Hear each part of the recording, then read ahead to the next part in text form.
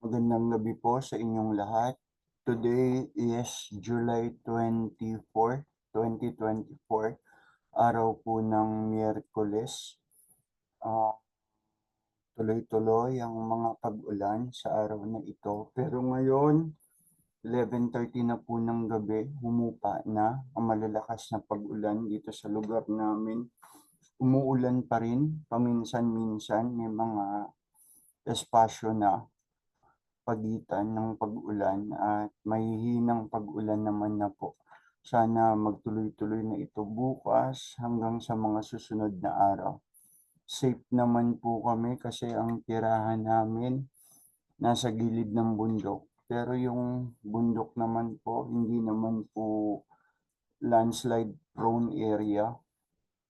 Tapos dahil nga po nasa gilid kami ng bundok, nasa mataas kami na lugar, hindi po kami binabaha. Nagdaan ng undoy, hindi kami binaha. Nagdaan ng habagat, yung nagdulot ng malaking pagbaha, hindi po kami binaha. So, salamat sa Panginoon. Yan ay magandang pamana ng tatay ko sa amin. Sa pamamagitan ng kanyang what, discretion, pinili niya yung lugar na titirahan namin na magiging ligtas sa malalakas na pagbagyo at pagbaha, malalaking pagbaha. So, salamat sa tatay ko. Pumayapa nawa ang kanyang kaluluwa.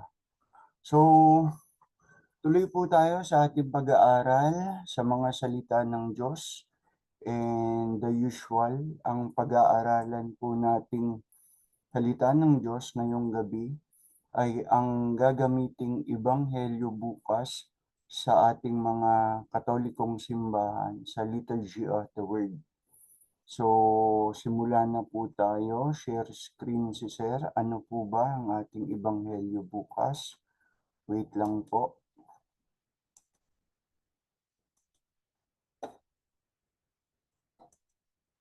Okay.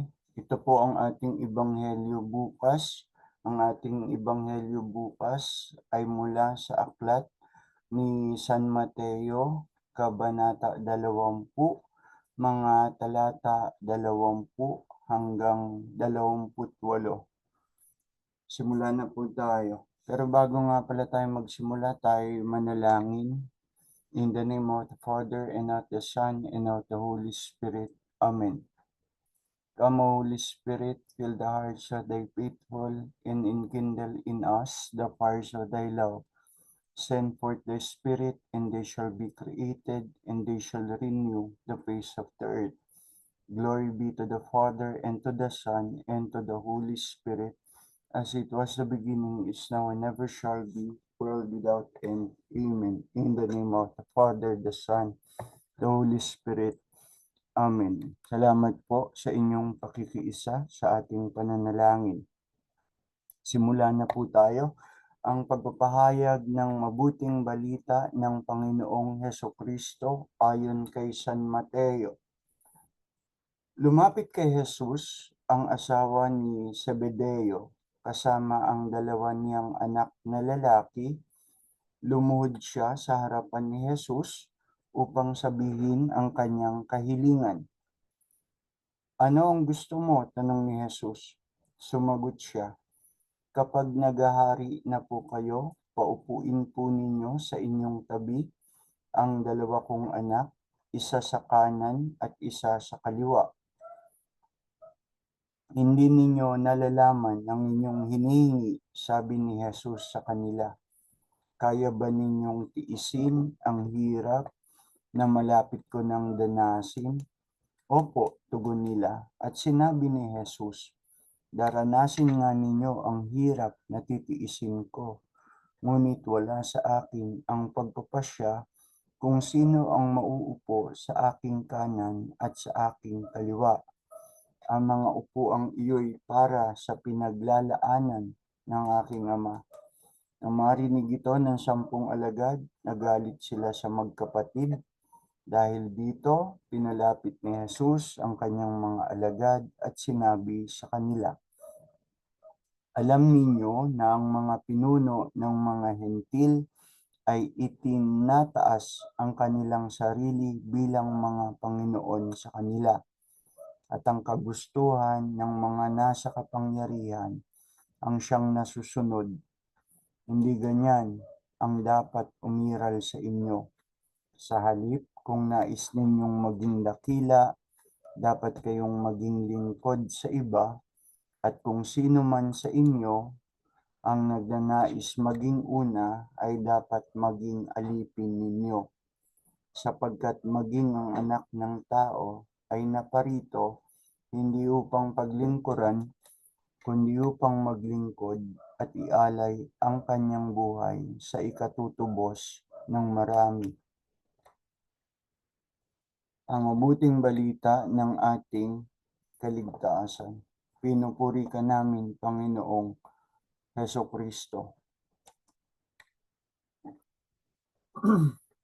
May isang kwento akong nabasa sa kung saan tungkol sa isang bata na ang outlook niya sa buhay maging lagi lang masaya, maging lagi lang maligaya.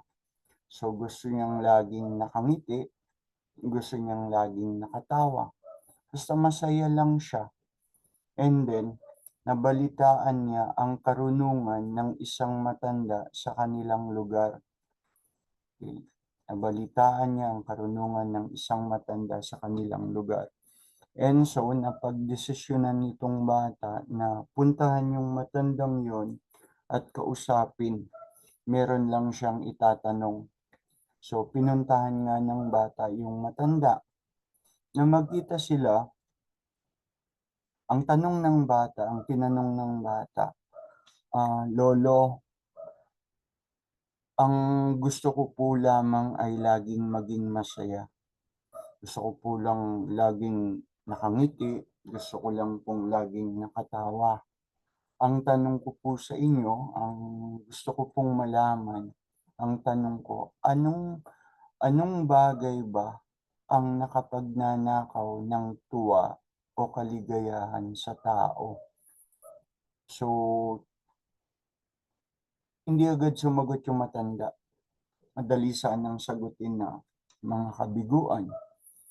Madali sanang sagutin ng mga sitwasyon ng paghihirap ang maaaring magbigay o magnakaw ng kaligayahan sa tao. Pero hindi yun ang sinagot ng matanda. Ang sabi ng matanda, sasagutin ko yung tanong mo, nak.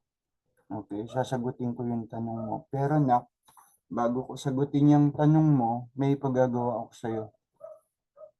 Ano po yun? Ano po yun, Lolo?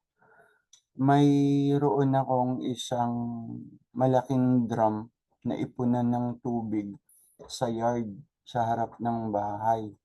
Ang gusto kong gawin mo, kumuha ka ng panalok, pumunta ka sa pinakamalapit na poso, ilog o balon, at punuin mo yung drum ko ng tubig sa harap ng bahay na walang laman. Pag ginawa mo yun, bibigyan kita ng 100. Bibigyan kita ng 100.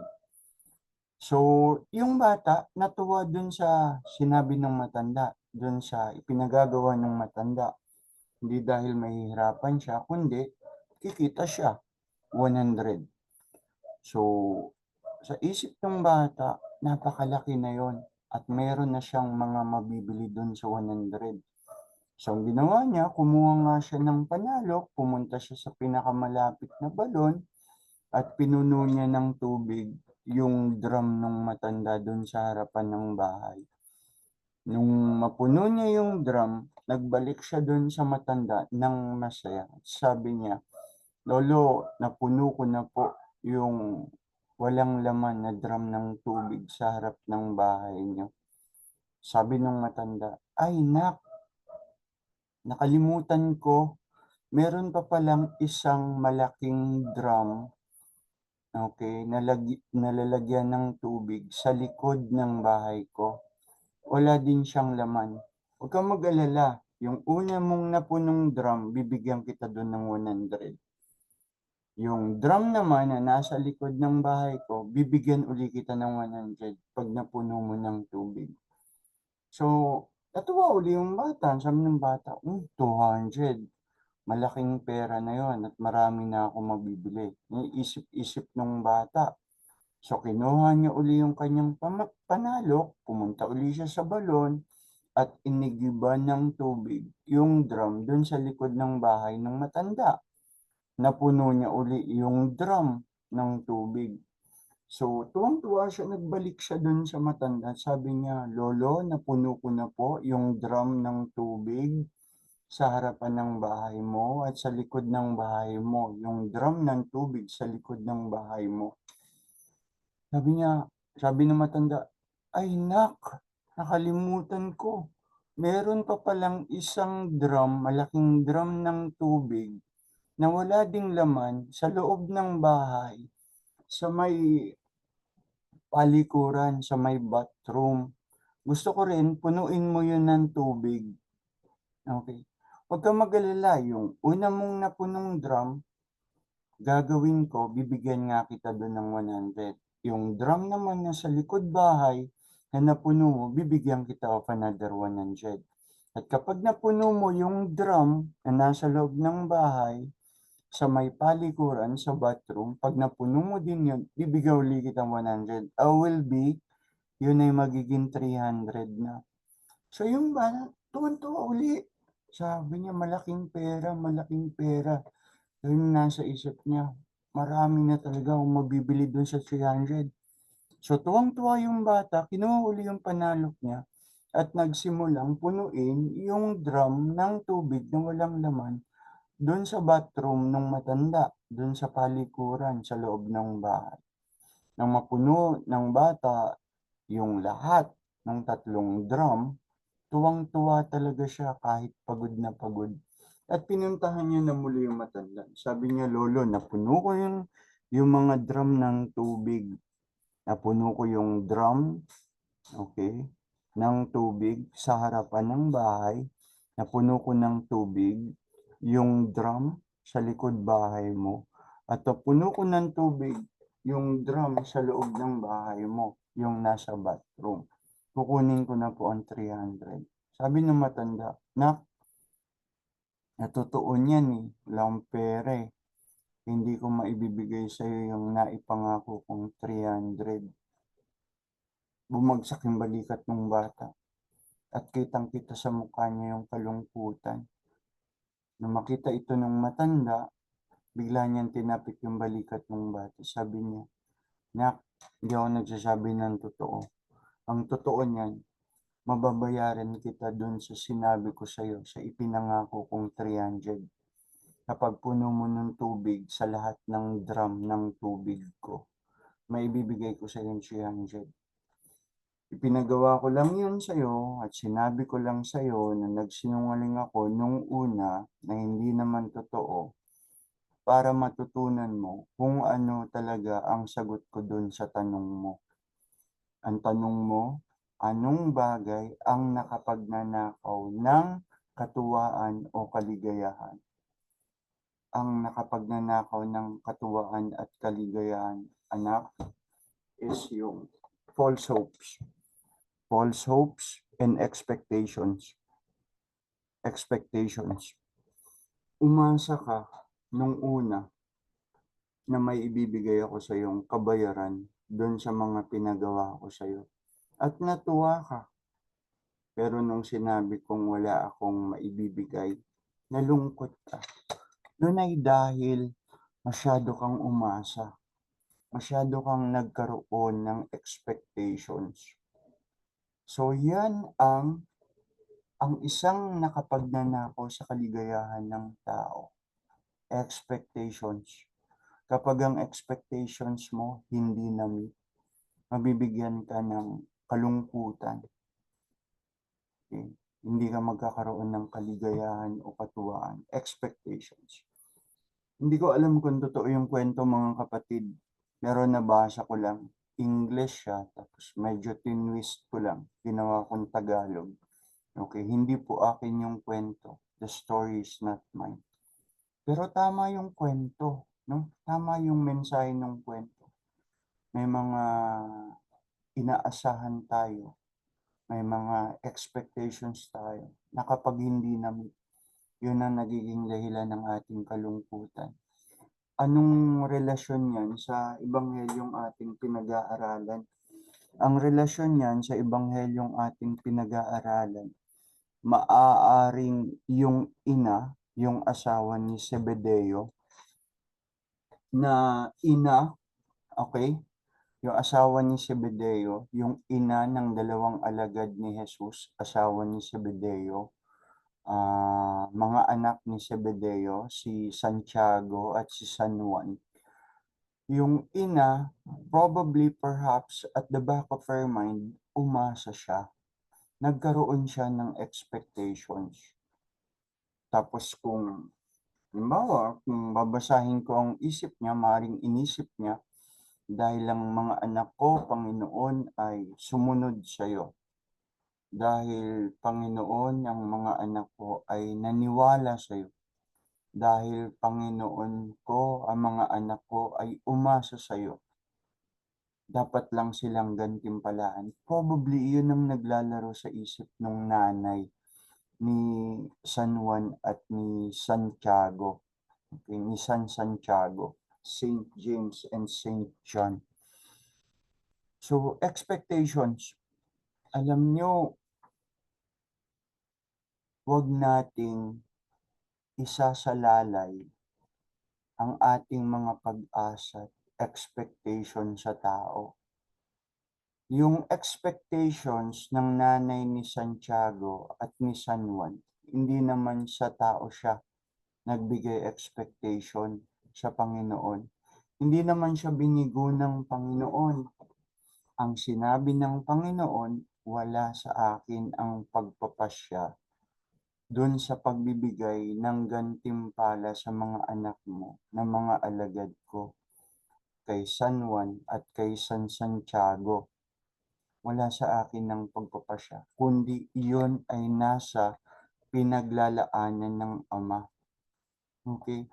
So, iyon, hindi masamang umasa, hindi masamang magkaroon ng expectations.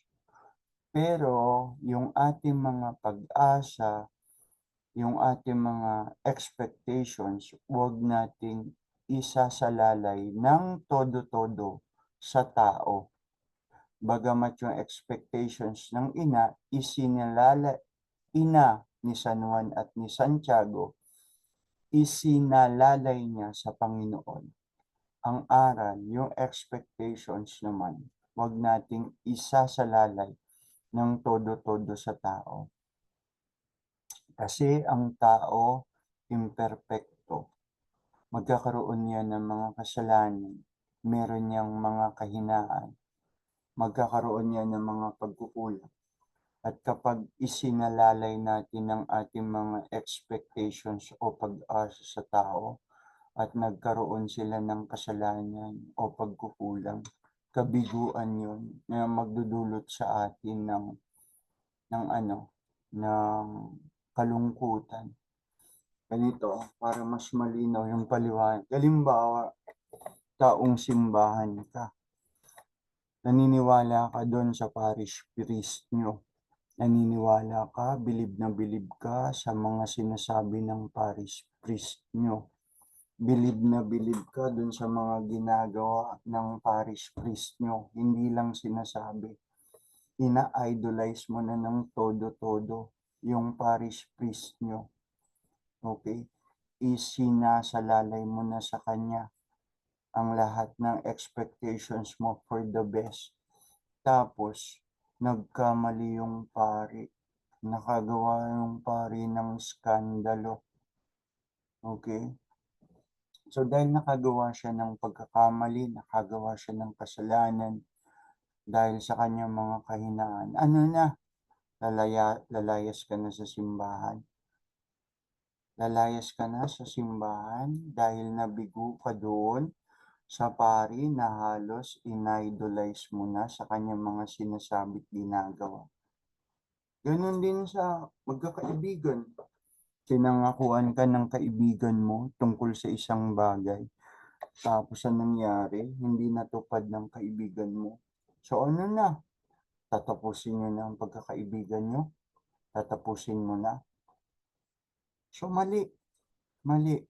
Hindi masamang umasa, hindi masamang magbigay ng expectations, pero 'wag sobra. 'Wag sobra-sobra, 'wag napakataas ng expectations, lalo na kung isinasalalay natin ang mga expectations na ito sa tao, dahil ang tao ay may mga kahinaan at imperfections. Anong maganda? Isalalay natin sa Diyos ang ating mga expectations. Kasi ang Diyos, kapag pinangakuan tayo ng Diyos, makakaasa tayo na yung pangako ng Diyos na iyon, tutuparin niya. Dahil ang Diyos natin, hindi Diyos ng kasinungalingan. Ang sinasabi niya, laging totoo. Dahil siya nga ang katotohanan. So meron ditong pwedeng matutunan na lesson as the value of moderation. Moderation, hindi sobra-sobra, hindi sobrang baba, hindi naman sobrang taas. Maaaring ang anak biguin ng kanyang mga magulang, maaaring ang mga magulang biguin ng kanyang mga anak, maaaring ang isang kaibigan biguin ng kanyang kaibigan. Pero kung meron kang moderation sa mga ganitong sitwasyon, hindi ka masyadong todo-todong dadapuan ng kalungkutan. Kung gaano kalaki ang expectations mo pag nabigo ka, baka maging ganun din kalaki ang iyong kalungkutan. So dapat moderation lang. Moderation. Yan yung isa sa mga Christian values na itinuturo sa paaralan, the value of moderation. Okay. So, yan ang kaugnayan nung naikwento ko dun sa gospel na ating pinag-aaralan. Tama yung kwento, expectations. Kapag masyado kang nag-expect at nabigo, yun ang magnanakaw ng iyong kaligayahan o katuwaan. Maring umasa tayo, okay, pero wag sobra-sobra. Again, the value of moderation. The value of moderation. Um, yung ina nga, yung ina nga ng dalawang alagad, Santiago, si San Santiago at si San Juan. Umasa siya eh. Perhaps umasa siya eh, para dun sa reward ng kanyang mga anak, dun sa ginawa ng mga anak niya para sa Panginoon. Pero sinasabi din ng Ebanghelyo, aral din ng Ebanghelyo ngayon, bukod doon sa pag-iisip ng value of moderation na wag masyadong umasa, we can hope for the best, but also we could also expect for the worst. Maganda nang maging handa ka sa dalawa, no? Sa kabiguan, handa ka. Sa tagumpay, handa ka rin. May mga taong hindi marunong panghawakan ang mga tagumpay, umaakit sa ulo at nagiging mayabang dahil sa mga tagumpay. May mga tao namang sobra-sobrang nalulungkot, nalulugmok dahil umasa ng todo-todo at nabigo. So again, moderation. Tapos, yung ebanghelyo din na pinag-aaralan natin, may kinalaman din tungkol sa paglilingkod sa rewards and recognition. Perhaps, yung ina ng dalawang alagad again, nag-isip ng recognition and reward for her children. Pero ang sabi nga ng Panginoon, hindi naman binigo ng Panginoon, pero ang sinabi ng Panginoon, wala sa akin ang pagpapasya, kundi nasa Ama, sa mga taong pinaghahandaan niya nito. Okay. Pangit na push o motivation sa buhay, yung dahil lang sa rewards and recognition, pagbubutihin mo ang iyong tungkulin, pagbubutihin mo ang iyong ginagawa. Kung yun lang ang iyong push o motivation sa paggawa ng bagay na magaling, tungkulin man iyan o anumang gawain, mababaw yun. Ang sabi, umasa tayo, tayo'y maglingkod, tayo'y gumawa, to toil. Mas maganda not expecting any reward. Although, ang sabi ng Panginoon, yung mga taong naglilingkod ng tapat, okay, yung mga taong naglilingkod ng magaling, magkakaroon talaga sila ng gantimpala. Magkakaroon talaga sila ng gantimpala. Halimbawa, yung mababasa natin sa, wait lang po, yung mababasa natin sa aklat ni San Mateo sa kabanata 25 hanggang 23. Maganda to. Sabi ng Panginoon sa kanya, His Lord said to him, "Well done, good and faithful servant. You have been faithful over a few things. I will make you ruler over many things." Ito yung magandang part. Enter into the joy of your Lord. Kung tatagalogin natin yan, ito yun. Sinabi ng kanyang Panginoon, magaling, tapat at mabuting lingkod. Naging tapat ka sa kaunting halaga, kaya't pamamahalain kita sa malaking halaga. Samahan mo ako sa aking kagalakan. Ganda. Yan yung pangako na pwede nating panghawakan sa paglilingkod natin ng mabutit magaling. Okay? Enter into the joy of your Lord. Enter into the joy of your Master. At the end of our days, yan sana ang marinig natin sa Panginoon. Balikan niyo po yung mga aral sa kabanatang yan ng aklat ni San Mateo. Basahin niyo po ng buo yung full chapter.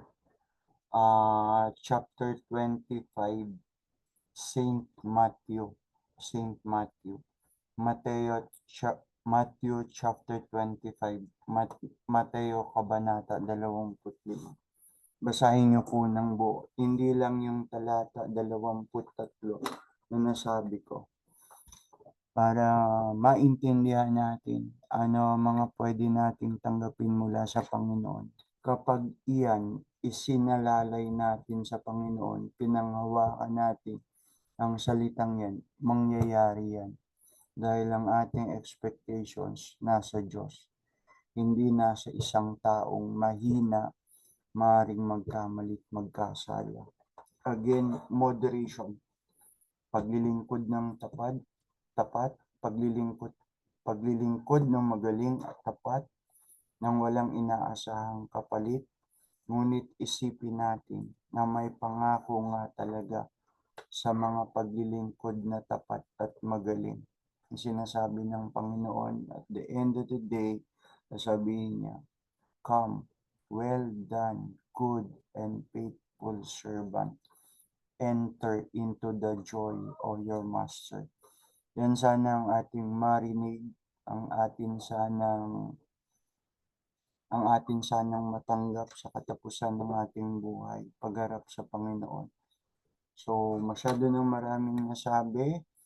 Tuloy po, ingat kayo, panatilihin yung tuyo ang inyong mga sarili, keep warm po, and be vigilant about sa nangyayari sa paligid. Kung may mga ilangan ng tulong, maging handa po tayong tulungan. Panalangin natin ang ating mga kapatid na naapektuhan ng masamang panahon sa kasalukuyan. Panalangin natin na magtuloy-tuloy na ito nga, wala na nga pong ulan. Sana magtuloy-tuloy na to hanggang bukas. at sa mga susunod na araw at makapagpatuloy tayo sa ating mga gawain na tungkulin. So yun po, natapos tayo sa ating pag-aaral. Salamat Panginoon. Patuloy mo kaming patnubayan sa pag-aaral ng iyong mga salita, Panginoong Hesus, Panginoong Diyos. Mga salita mong sa amin ay tunay na nagbibigay buhay. So paalam po sa inyong lahat. Magandang gabi po. Magandang gabi po. Ingat po kayong lahat hanggang bukas po. Salamat. Paalam.